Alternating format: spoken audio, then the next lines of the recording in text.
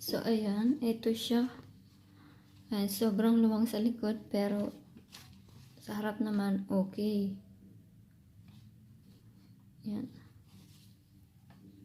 Try uli natin.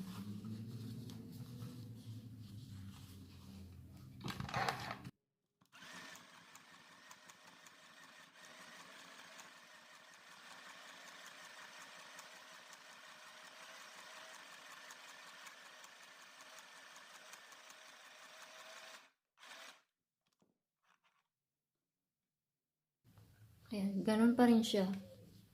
Pag ganito yung nangyari sa sa sewing machine nyo, ang gawin nyo lang po ay ito. Check nyo lang siya kasi maluwang lang po siya. So, ang gagawin natin ay kailangan natin higpitan. Ikot lang natin siya ng ganyan. Try natin.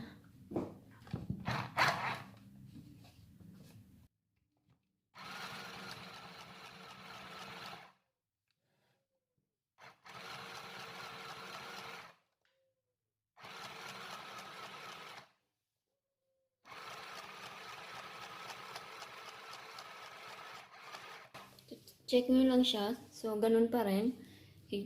Higpitan nyo pa rin siya. Hanggang sa makuha nyo yung tamang fit. Yan. Try na natin.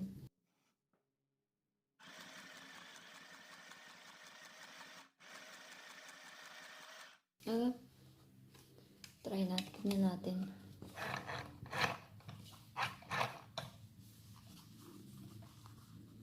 Medyo okay na siya, di ba?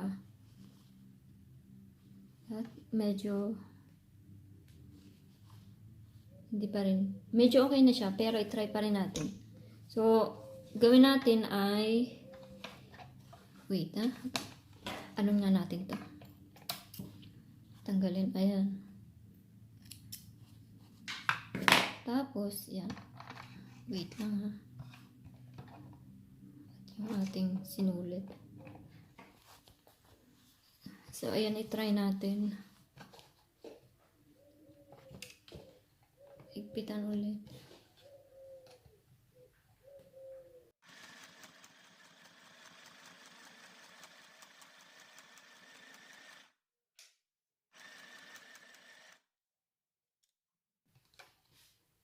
Kapag hindi pa rin siya okay, basta higpitan nyo lang hanggang sa maging maayos yung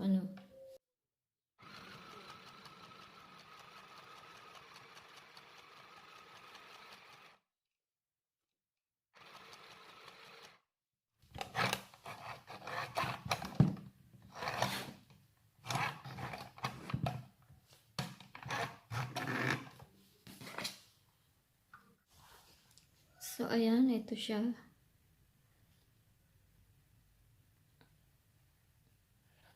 Try pa rin natin. Try na lang, last. Ha?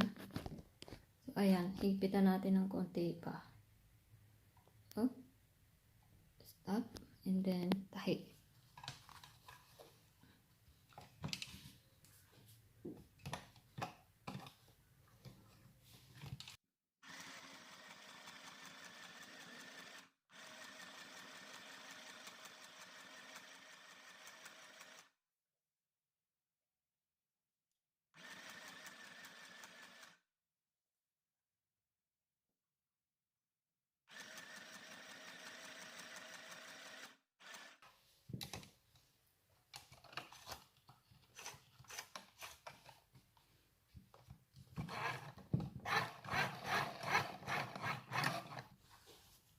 So, ayan, ito na siya. At yung likod.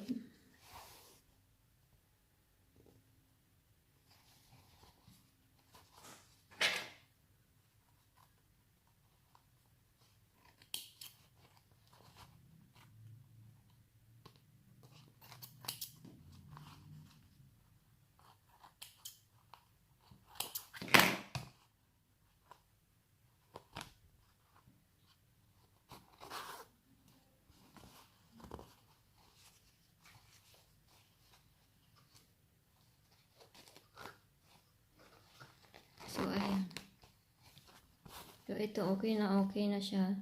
So, ganun lang po ang gagawin nyo kapag ganyan yung nangyari sa sinulid, maluwang siya. Check nyo siya dito. Higpitan nyo siya.